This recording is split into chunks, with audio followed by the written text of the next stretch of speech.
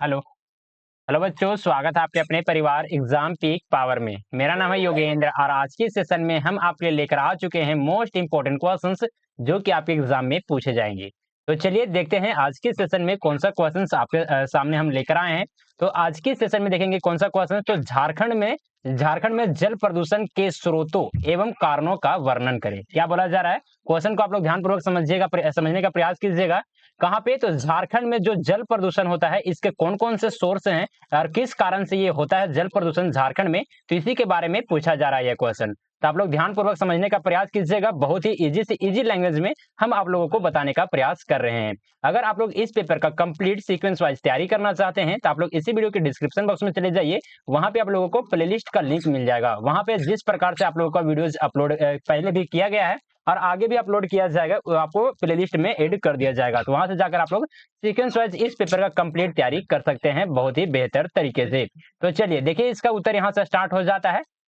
तो हम लोग उत्तर में क्या लिखेंगे, सबसे पहले पॉइंट डालेंगे क्या, तो झारखंड में जल प्रदूषण का परिचय। आने की सबसे पहले हम लोग देखेंगे इंट्रोडक्शन। जिस प्रकार से यहाँ पे इस पीडीएफ में पॉइंट बना बना कर लिखा गया है उसी प्रकार से अपने आंसर शीट में भी पॉइंट बना बना कर ही लिखिएगा, समझे। तो चलिए देखिए, यहाँ पे उत्तर में हम लोग क्या लिखेंगे, इंट्रोडक्शन में क्या लिखेंगे इस क्वेश्चन में, तो झारखंड एक खनिज समृद्ध राज्य है जहां जल संसाधनों का एक महत्वपूर्ण स्थान है, लेकिन औद्योगिकरण, शहरीकरण और खनन गतिविधियों के कारण जल प्रदूषण एक गंभीर समस्या बन गई है। देखिए यहाँ पे पॉइंट को ध्यान से देखिएगा आप लोग कि झारखंड क्या है, तो खनिज समृद्ध राज्य है, समझे ना, खनिज समृद्ध राज्य है जिसके कारण से यहाँ पे जो जल संसाधनों का एक महत्वपूर्ण स्थान बन जाता है, लेकिन यहाँ पे जो औद्योगिकरण होता है साथ ही साथ शहरीकरण होता है और बहुत सारे यहाँ पे खनन गतिविधियां भी देखने को मिलता है। इन्हीं सभी कारणों के कारण क्या होता है, तो झारखंड में जल प्रदूषण जो कि मतलब कि ज्यादा होता है, समझे ना। तो जल प्रदूषण का अर्थ जल स्रोतों जैसे नदियों, झीलों, भूजल और तालाबों में हानिकारक पदार्थों का प्रवेश जो मानव और पर्यावरणीय दोनों के लिए क्या है, तो हानिकारक है। तो चलिए आगे देखेंगे, आगे नेक्स्ट पॉइंट आ जाता है। और नेक्स्ट पॉइंट बताने से पहले जो भी स्टूडेंट इन सारे क्वेश्चंस का पीडीएफ या फिर अगर आप लोग व्हाट्सएप ग्रुप में ज्वाइन करना चाहते हैं तो आप लोग इस समय पे कॉन्टेक्ट कर सकते हैं, जो कि नंबर है 94 30 70 2606। 94 30 70 2606। आप लोग इस नंबर पे व्हाट्सएप मैसेज के जरिए हमसे कांटेक्ट कर सकते हैं। किसी प्रकार का अगर कुछ भी डाउट वगैरह रह जाता है तो आप लोग इस नंबर पे मैसेज कर दीजिएगा, समझे ना। तो चलिए आ जाते हैं नेक्स्ट पार्ट में, देखेंगे क्या आ जाता है। तो झारखंड में जल प्रदूषण के मुख्य स्रोत और कारण कौन कौन से हैं, तो चलिए एक एक कर हम लोग देखेंगे। सबसे फर्स्ट में आ जाता है क्या, तो खनन गतिविधियां आने की माइनिंग एक्टिविटीज किस प्रकार से होते हैं, तो झारखंड में कोयला, लौह अयस्क, बॉक्साइड और अन्य खनिजों का बड़े पैमाने पर खनन किया जाता है। कौन कौन सा, तो कोयला का, समझे ना, लौह अयस्क, बॉक्साइड और फिर बहुत सारे अन्य खनिज भी पाए जाते हैं। इसी कारण से यहाँ पे खनन प्रक्रियाएं होती है जिसके कारण से जल प्रदूषण जो कि होता है, समझे ना, झारखंड में। चलिए आगे देखेंगे, नेक्स्ट पॉइंट आ जाता है खनन अपशिष्ट कहने का मतलब है कि खनन अपशिष्ट और एसिड माइन ड्रेनेज ड्रेनेज जल स्रोत को क्या करते हैं, तो दूषित करते हैं। चलिए आगे आप देखेंगे, नेक्स्ट में देखेंगे नदियों और भूजल में भारी धातुएं जैसे कि आर्सेनिक, सीसा और पारा प्रवेश कर जाती है।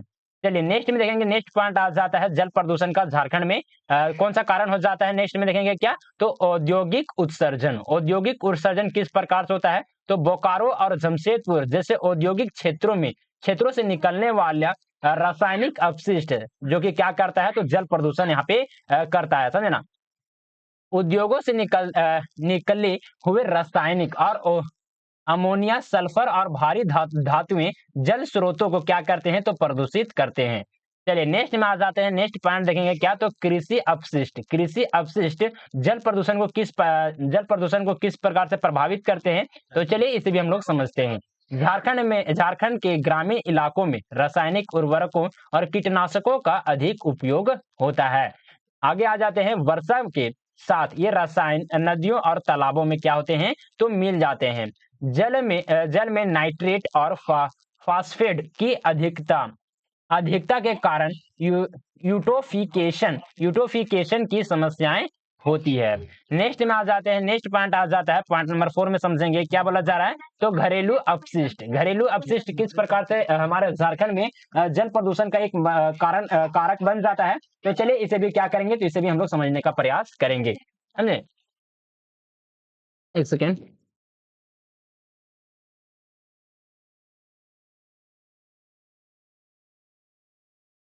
चलिए इसको देखेंगे क्या, तो शहरी क्षेत्रों में अनुपचारित अनुपचारित सीवेज और घरेलू कचरा सीधे क्या होते हैं, तो जल स्रोतों में बहाया जाता है। कहने का मतलब है, इस पॉइंट को अगर हम लोग बेहतर तरीके से समझें, कि जितने भी शहरी क्षेत्र या फिर ग्रामीण क्षेत्रों में जहाँ पे ज्यादा बहुत ही घना वाला आबादी होता है, उस क्षेत्रों में क्या किया जाता है, जितने भी घरेलू कचरे होते हैं उसको नाली के माध्यम से, पानी जल के माध्यम से क्या किया जाता है, तो बहा दिया जाता है। जिसके कारण से वो जो नाली नाली सीधे जाकर किसी भी नदी में मिलते हैं या फिर तालाब में मिलते हैं, तो वहाँ पे बहुत ही बड़े लेवल पर वहाँ पे जो कि जल प्रदूषण देखने को मिल जाता है।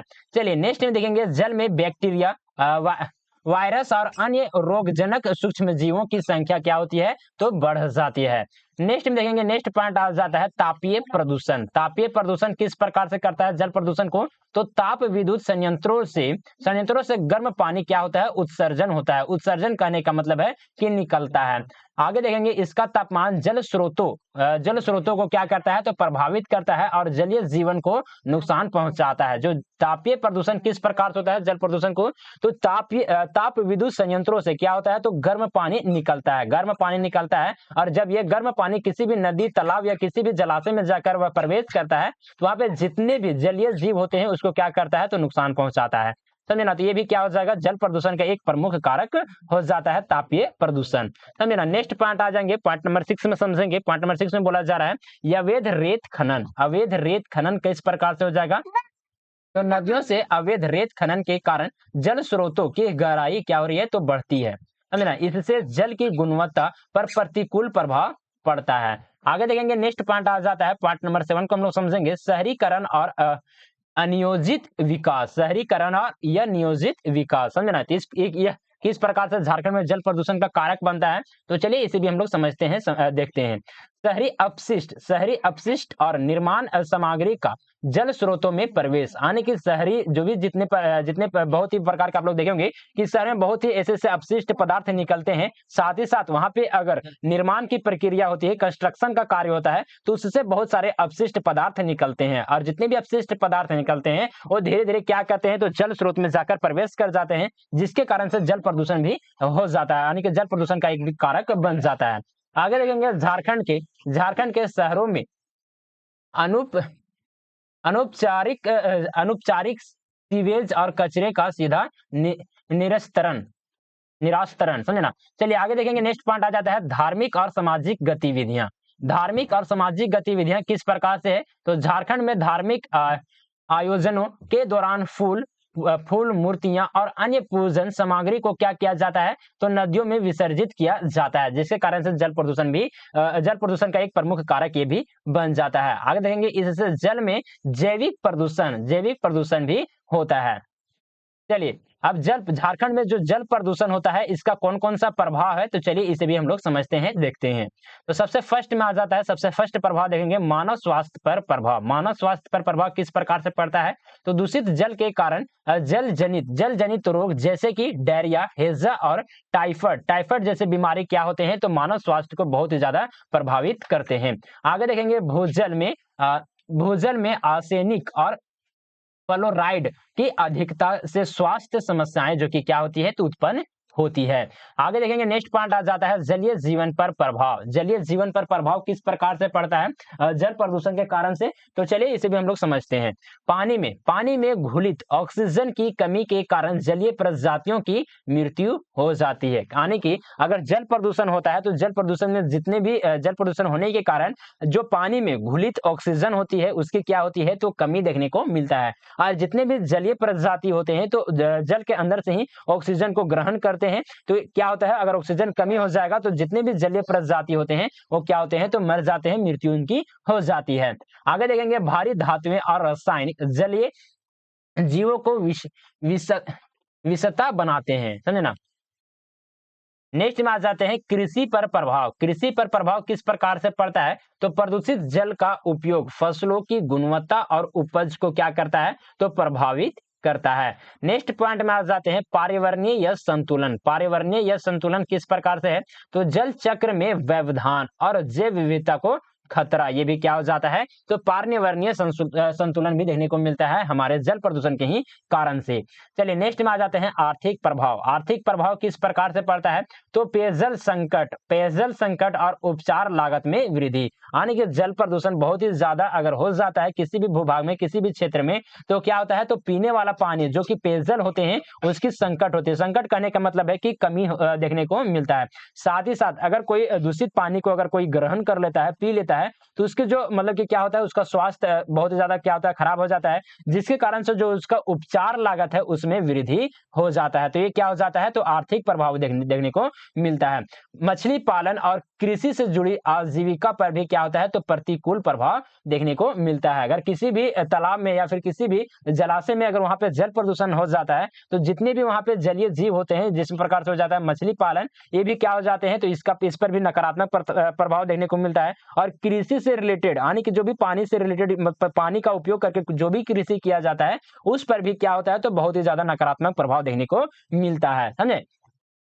चलिए आगे देखेंगे। नेक्स्ट यहाँ से पॉइंट आ जाता है झारखंड में जल प्रदूषण रोकने के उपाय कौन कौन से हैं? तो चलिए इसे भी हम लोग समझते हैं। इंपॉर्टेंट पॉइंट हो जाता है, तो आप लोगों को यहाँ से भी क्वेश्चन से पूछा जा सकता है। देखिए जो क्वेश्चन हम ऊपर में बताएं सिर्फ उसी टाइप में सेम टू सेम आपको क्वेश्चन नहीं पूछा जाएगा, मतलब पूछा भी जा सकता है या फिर नहीं, लेकिन जो मेरा यहाँ पे पॉइंट पॉइंट बना कर हमको जो पीडीएफ के माध्यम से आप लोगों को प्रोवाइड हम करवा रहे हैं, अगर उस पॉइंट को अगर आप लोग क्लियर अच्छे तरीके से अगर पढ़ लेते हैं तो अगर कोई भी पॉइंट से यहाँ पे पूछा जा सकता है। जैसे क्या पूछेगा कि देखिए आप इसी पॉइंट को रिलेट करके देख सकते हैं कि किस प्रकार से क्वेश्चन बना सकता है, समझे ना? तो झारखंड में जल प्रदूषण के रोकने के उपाय कौन कौन से हैं? देखिए यहां से भी एक क्वेश्चन बन सकता है। तो आप लोग अगर इस पॉइंट को अगर क्लियर ऐसे अच्छे तरीके से अगर पढ़ लेते हैं, समझ लेते हैं, तो उसका भी आंसर आप लोग आसानी तरीके से दे सकते हैं, समझे ना? तो चलिए देखेंगे यहाँ सबसे फर्स्ट पॉइंट आ जाता है उपचार संयंत्र। उपचार संयंत्र किस प्रकार से है? तो उद्योगों और शहरों के लिए अपशिष्ट जल उपचार संयंत्र की स्थापना।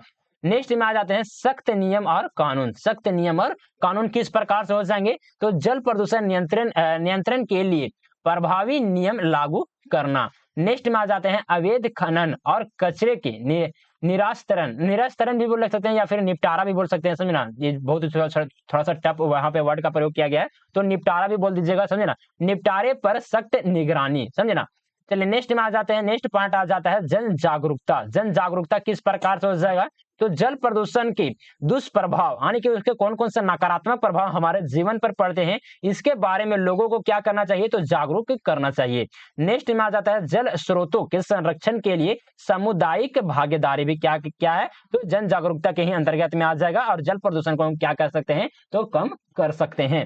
चलिए नेक्स्ट पॉइंट में आ जाते हैं वृक्षारोपण। वृक्षारोपण से किस प्रकार से हम जल प्रदूषण को कम करेंगे? तो चलिए इसे भी हम लोग समझते हैं। जल संरक्षण और मिट्टी के कटाव को रोकने के लिए वृक्षारोपण क्या है? तो बहुत ही महत्वपूर्ण फैक्टर बन जाता है, बहुत ही महत्वपूर्ण कारक बन जाता है।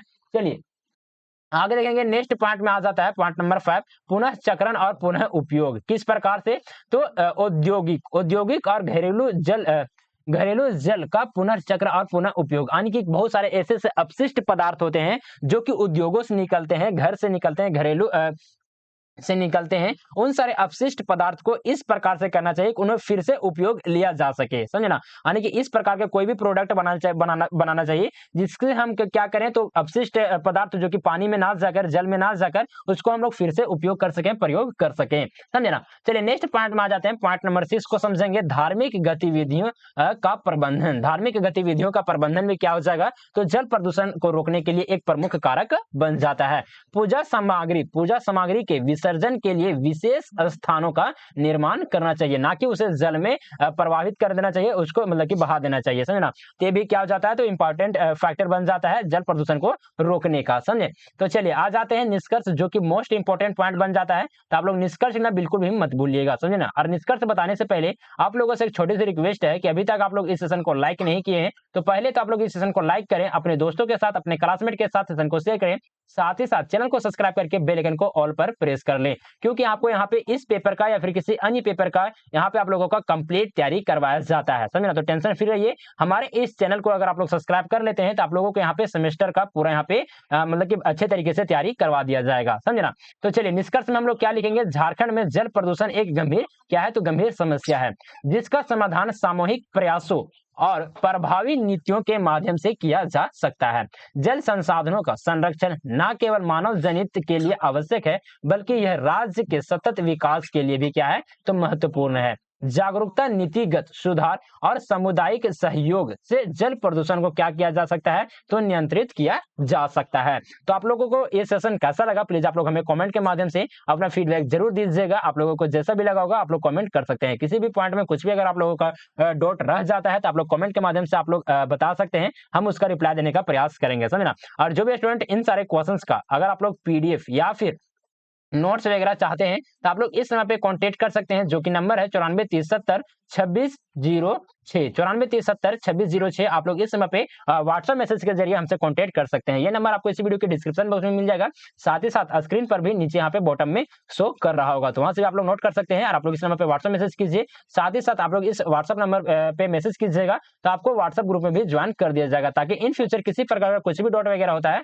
तो आप लोग हमसे संपर्क कर सकते हैं। टेलीग्राम चैनल में ज्वाइन करना बिल्कुल भी मत भूलिएगा। टेलीग्राम चैनल का लिंक आपको इसी वीडियो के डिस्क्रिप्शन बॉक्स में मिल जाएगा। टेलीग्राम चैनल पे आप लोगों को क्लास रिलेटेड, एग्जाम से रिलेटेड सारे के सारे अपडेट दिए जाते हैं, साथ ही साथ बहुत सारे पीडीएफ भी आपको वहां पे प्रोवाइड करवा दिए जाते हैं। तो टेलीग्राम चैनल को भी ज्वाइन करना बिल्कुल भी मत भूलिएगा। तो चलिए सेशन को यहीं पर एंड अप करते हैं, मिलते हैं आप लोग से अगले सेशन में, तब तक के लिए जय हिंद, वंदे मातरम।